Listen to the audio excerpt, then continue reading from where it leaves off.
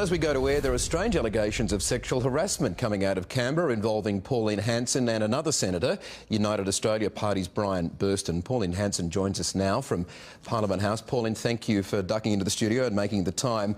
Let me just read to you what Brian Burston is quoted as saying, that one of the reasons I left One Nation, because he was part of your party, was because of the sexual harassment.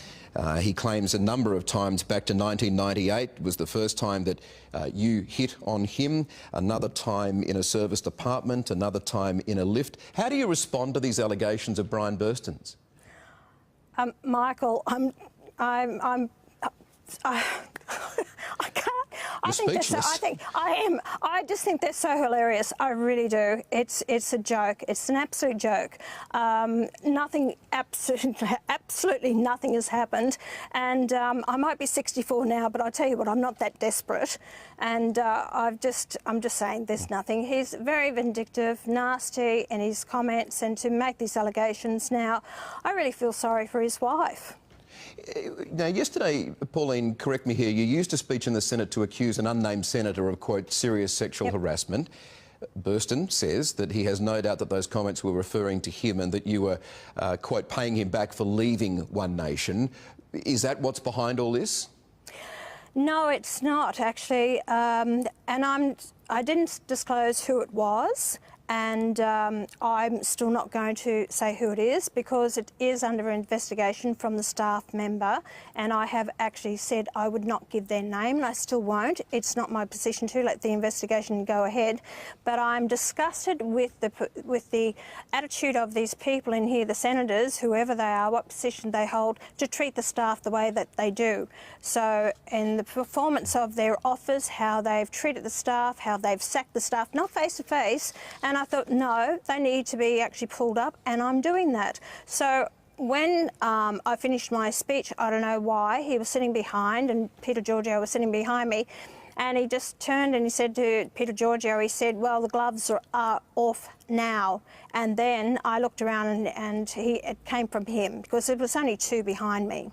So do you believe that's why he's hit back tonight? And I'm quoting from the Daily Telegraph and the Guardian tonight, saying that you apparently rubbed your fingers up his spine at one point.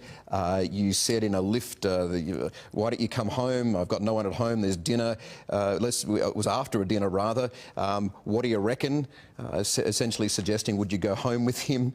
He recounted an offer to stay the night whilst visiting your home in Queensland as well. This is all what Brian Burston's quoted as saying. The first allegation was in about 1998. He's saying at the Rooty Hill RSL and at our AGM, and we were on stage. At that point, we had about 2,000 people in the auditorium. I had federal police protection at that time who were constantly watching me. So if you think I'm going to actually do something like that on stage to a man I had no interest in whatsoever, and he had his fiancée at that time as well, it's just absolutely ridiculous allegation. To say that I invited him up to my room, again, another false allegation. And to say that last year when the falling out and he actually left the party, he was vehemently saying it was because he had a handshake on the corporate tax deal. Now he's coming out and saying this. So nearly a year later, it doesn't add up. All right. Well, Pauline, just clarify one more thing for me, if you don't mind. Tonight in Parliament House, I understand there's been a scuffle between your advisor, James Ashby, and Brian Burston. Is that correct? What happened? Yes, well, actually, it happened before I walked out of the Great Hall, and apparently Brian and his wife walked out prior to my coming out. There was a scuffle there. It was actually photographed, and it was Brian who went back and attacked James, and he was swearing, and it's all been captured on film, and it's all there. Photographs were taken where he actually grabbed James's phone and threw it, and he was aggressive in his attitude towards James. So James didn't do anything. He didn't attack Brian whatsoever.